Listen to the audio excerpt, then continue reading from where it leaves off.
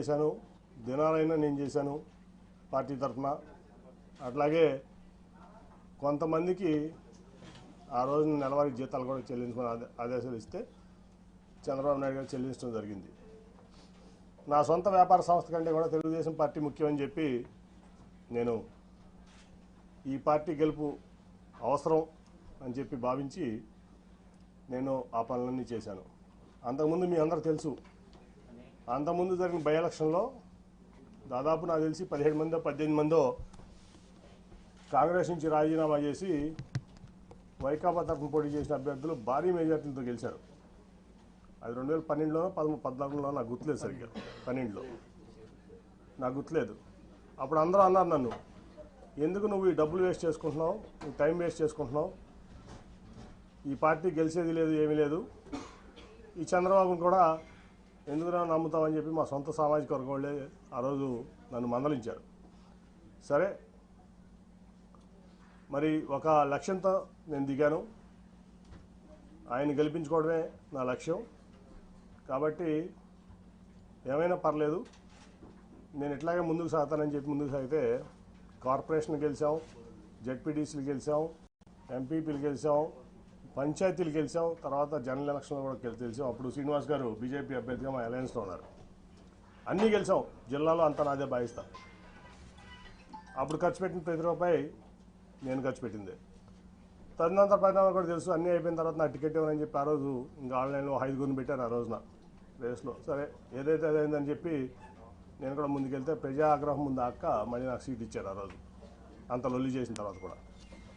అట్లాగే ఆ తర్వాత మరి ఏ రోజు కూడా ఒక ఎంపీగా మరి అక్రమ సంపాదన ఇంకోటి ఆశపడకుండా నిజాయితీగా పార్టీ కోసం, ప్రాంతం కోసం, ప్రజల కోసం కష్టపడ్డా. ఆ ప్రాసెస్లో మీ అందరికీ కూడా తెలుసు, ఆస్తులు అమ్ముకున్నా, వ్యాపారాలు మానుకున్నా. ఇవాళ నేను అమ్ముకున్న ఆస్తుల విలువ హైదరాబాద్లో 2,000 కోట్లు, అక్షరాలు 2,000 కోట్లు. నేను అమ్ముకున్న ఆస్తులు మీకు కావాలంటే నా 14 యాక్షన్ అఫిడవిట్ తీసి వాళ్ళు చూస్తే నా ఆస్తులు ఇవాళ వాల్యూ 2,000 కోట్లు ఉంటుంది. అట్లా వ్యాపారం కాకుండా కొన్ని విషయాల్లో ఆయన నా పట్ల ప్రదర్శించినటువంటి తీరులో వ్యాపారం కూడా ఆపుకోవాల్సి వచ్చింది. ఆ రోజు కూడా నేనేం బాధపడలా, వాట్ నెక్స్ట్ అనుకుని ముందుకెళ్ళాను. సరే, 19 లక్షలు మళ్ళీ గెలిచాను.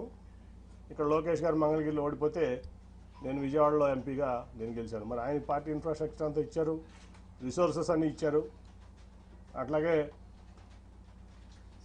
పార్టీ యంత్రాంగం మొత్తం ఆయన కోసం కృషి చేసిన ఆయన ఓడిపోయారు. అట్ ది సేమ్ టైం నేను ఎప్పుడు కూడా చంద్రబాబు నాయుడు గారి దగ్గర రూపాయి తీసుకోలేదు, నేను గెలిచాను ఎంపీగా. ఆ తర్వాత చాలా పరిణామాలు మీరు చూశారు. అనేక రకాలైన ఆయన మనుషులను పెట్టి నన్ను అవమానపరచడం జరిగింది. అట్లాగే ఫైనల్గా వచ్చేబడి కార్పొరేషన్ ఎలక్షన్లో మేయర్ సీటు లేడీ అయినప్పుడు నేను జనరల్గా ఢిల్లీలో ఉన్నాను. ఫోన్ చేసి కార్పొరేషన్ ఎలక్షన్స్ ఏం చేస్తున్నావు అని అడిగారు నన్ను చంద్రబాబు నాయుడు గారు. ఏం లేదు సార్, నేనేం ఆలోచించలేదు, ఇన్ఛార్జ్లు ఉన్నారు కదా వాళ్ళు చూసుకుంటారంటే, కాదు మేయర్ అభ్యర్థి ఎవరిని పెడుతున్నారు అంటే నాకు తెలియదు సార్ అన్న. ఇదే మాటలు మీకు చెప్తున్నా, నేను ఒకటి కూడా కోల్పోవట్లేదు. ఆ రోజు అన్నాడు, బోండమ్మ గారి వైఫ్ని పెడుతున్నారని నిజమేనా అని నన్ను అడిగారు ఆయన ఫోన్లో క్వశ్చన్. నేను వాళ్ళ వరకు ఎవరికి చెప్పలా నిజం, నాకు తెలియదండి అన్న. లేదు అది జరిగితే చాలా ప్రమాదకరం, నువ్వు ముందు మీ కుటుంబంలో మీ కూతుర్లో ఎవరిని పెట్టు అంటే, లేదండి వాళ్ళు ఈ ఆలోచన లేదు, వాళ్ళకి రాజకీయంలోకి వచ్చేది ఆలోచన లేదంటే, కాదని చెప్పి 3 రోజులు నన్ను ఆయన ఇబ్బంది పెట్టారు, ఆయన బలవంత పెట్టారు, ఇబ్బంది కాదు. సరే, అప్పుడు టాటా ట్రస్ట్లో పనిచేస్తున్న శ్వేత అని మాట్లాడితే నాకు ఇంట్రెస్ట్ లేదు డాడీ, నాకు సోషల్ సెక్టర్లో చాలా ఇంట్రెస్ట్గా ఉన్నాయంటే ఇట్లా చెప్పారమ్మా చంద్రబాబు గారు. సరే, మరి పార్టీ కోసం నేను చేయాల్సి వస్తుందా మనం చేద్దామంటే 3 రోజులు విముఖత తర్వాత అక్కడ రాజీనామా చేసి వచ్చి ఇక్కడ ఆవిడని చూడడం జరిగింది. తర్వాత మళ్ళీ ఏం జరిగిందో మీకు అందరూ తెలుసు. అట్లా మళ్ళీ అదే మనుషులతో ప్రెస్ మీట్ పెట్టించి ఎలక్షన్ 2-3 రోజుల ముందు నన్ను ఒక వ్యక్తితో ప్రెస్ మీట్లో పబ్లిక్గా ఆ ఎంపీ కేసుని నాని చెప్తూ కొట్టిస్తానని చెప్పి మాట్లాడించారు చంద్రబాబు నాయుడు గారు. ఆ ఎంపీ కేసుని నాని చెప్పు తీసుకొడతానని చెప్పి ఒక క్యారెక్టర్లెస్ పర్సన్ పార్టీ ఎంపీని అన్నారు. స్పందన లేదు పార్టీ నుంచి కానీ ఏ వ్యక్తి నుంచి కానీ.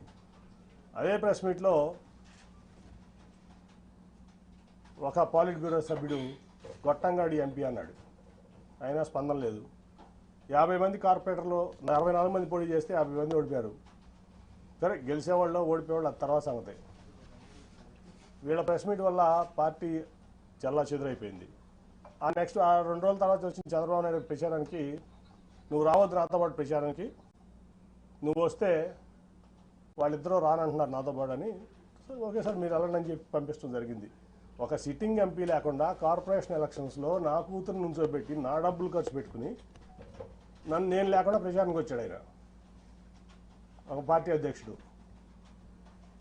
అట్లాగే అంతకుముందు మీకు అసలు యాక్చువల్గా చెప్పాల్సింది ఏంటంటే, రాబిన్ శర్మ టీము నేను నెట్టనారాయణ గారు కూర్చుంటే వచ్చి, సార్ మన పార్టీకి 5 సీట్ల కంటే ఎక్కువ రావట్లేదు ఎలక్షన్లో, దీనికి అసలు మరి ఏం చేస్తారో తెలియదంటే, నువ్వు ఆ రిపోర్ట్ ఎక్కడ బయటికి పెట్టమాక, మీరు నెట్టనారాయణ గారు సాక్ష్యం దీనికి, నువ్వు ఆ రిపోర్ట్ ఎక్కడ బయట పెట్టమాక, నేను చూసుకుంటాను. ఆల్రెడీ రంగంలో ఉన్నారు 64 మంది, నీరు గారిపోతారు, చాలా ఇబ్బంది పడతారు, సెల్ఫ్ కాన్ఫిడెన్స్ కోల్పోతారు, అసలు ఎక్కడ బయట పెట్టమాక నేను చూసుకుంటానని చెప్పి నేను ఫండ్ చేసి, ఏ ఒక్క రూపాయి పార్టీ కానీ ఆడ ఇన్ఛార్జ్ కానీ ఒక్క రూపాయి ఇవ్వాలి ఒక క్యాండిడేట్కి, మొత్తం నేను ఫండ్ చేసి నేను నుంచోబెట్టి నేను గెలిపిస్తే వీళ్ళు మొత్తం చెడగొట్టారు. 14 గెలిచాం ఫైనల్గా. ఓకే, అదంతా అయిపోయింది. కానీ ఇక్కడ ఏంటంటే, ఒక పార్టీ అధ్యక్షుడు ఒక పార్టీ ఎంపీని ప్రోటోకాల్కి విరుద్ధంగా నువ్వు రావద్దని ఏమంటున్నాడు, మరిచ్చా పార్టీ కోసం ఆయన కోసం. ఒక పార్టీలో ఉన్నటువంటి పాలిట్ బ్యూరో మెంబరు ఒక 5 పదవులు ఉన్నటువంటి వ్యక్తితో చెప్పు తీసుకొస్తానని భరించా. అట్లాగే గొట్టంగాడు అనిపించారు, భరించా. ఏం చేయాలి నేను? ఎన్ని అవమానాలు పడాలి? అయిపోయింది, రోజువారీ అవమానాలు. తర్వాత నేను ఒక రోజు వెళ్ళి ఆయనతో చెప్పాను, సార్ మీకు ఇష్టం లేకపోతే చెప్పండి, నేను తప్పుకుంటాను ఎంపీగా అంటే, లేదు నువ్వే ఉండాలి. 10 మంది ముందు చెప్పాను, నేను ఒకళ్ళు కాదు. ఆ రోజు వలరామయ్య గారు ఉన్నాడు, నెట్టం రఘురామ్ గారు ఉన్నాడు, పార్టీ ఇన్ఛార్జ్లు అందరూ ఉన్నారు, 7 ఇన్ఛార్జ్లు. ఆ రోజే నేను ఆయన చెప్పా, సార్ ఎవరన్నా పెట్టుకోండి నేను తప్పుకుంటున్నాను అంటే, ఆయన చెప్పిన మాట ఏంటంటే, అందరి ముందు, నేను ఇది ఎసెన్స్ కాదు నువ్వే ఉండాలి, ఈ మాట బయటికి ఎక్కడ అనొద్దు, నువ్వు మీరు కూడా ఎక్కడ అనొద్దు ఎవరో అన్నారు. వాళ్ళందరినీ బయటికి పంపించి నన్ను ఆ నెక్స్ట్ డే నందిగామ జగపేట సభలు జరుగుతున్నాయి. లేదు నువ్వు ఆ మాట అనమాక, నువ్వే నుంచోవాలి ఎంపీగా, మళ్ళీ నువ్వు లేకపోతే పార్టీ ఇబ్బంది పడుతుంది, రేపు జగపేటకు నందిగామ సభకు కూడా నువ్వు రావాలి, లేకపోతే సభలో సక్సెస్ అవ్వని చెప్తే, ఓకే సార్ మీరు ఏది చెప్తే అది చేస్తారు, కానీ అవమానాలు నేను భరించలేకుండా ఉన్నాను, వీళ్ళతో కలిసి పనిచేసే పరిస్థితి నాకు లేదు, కాబట్టి నా రిలీఫ్ ఇప్పిస్తున్నా అంటే ఒప్పుకోలేదు ఆయన. లేదా ఆ రోజు రాజీనామా చేసేవాడిని, ఇవాళ దాకా ఆగేవాడిని కాదు. తర్వాత అయిపోయింది, సరే ఎవరికో నా కుటుంబ సభ్యుడికి ఎంపీ సీట్ కావాలనుకున్నారు, ఇవ్వచ్చు, తప్పలేదు. ఇప్పుడు ఎంపీ సీట్లు కావాలంటే 6 ఎంపీ సీట్లు టీడీపీలో కమ్మ సీట్లు ఉన్నాయి. విశాఖపట్నం, రాజమండ్రి, ఏలూరు, విజయవాడ, గుంటూరు, నరసరావుపేట. ఈ జనరల్గా తెలుగుదేశం పార్టీలో ఎప్పుడు కమ్మాసే పోటీ చేస్తారు. సరే అక్కడంటే భరత్ ఉన్నాడు కుటుంబ సభ్యుడు, వైజాగ్లో ఓకే. మురళీమోహన్ గారు ఖాళీ చేసినటువంటి రాజమండ్రి సీట్ ఉంది, అలాగే నాగండి బాబు అంటున్నటువంటి ఏలూరు సీట్ ఉంది. ఇటు పక్క గుంటూరు గల్లా గారు పోటీ చేయాలంటున్నారు, అటు పక్క నరసరావుపేటలో అభ్యర్థి లేదు, అక్కడికి వచ్చు కదా. ఇక్కడ తీసుకొచ్చి ఇన్ఛార్జ్లు అందరికీ ఇతర ఎంపీ అని చెప్పి నాకు చెప్పకుండా, నాకు కమ్యూనికేషన్ లేకుండా ప్రోటోకాల్ వైలేట్ చేసి, ఎక్కడ కూడా నేను ఎక్కడికైనా వెళ్తే వాళ్ళు పార్టిసిపేట్ చేయకుండా, అతను వెళ్తే పార్టిసిపేట్ చేస్తూ, రాష్ట్ర అధ్యక్షుడు అచ్చెన్నాయుడు కూడా నన్ను సభలుగా ఆహ్వానించిన సభలకు అతను వెళ్తాడు.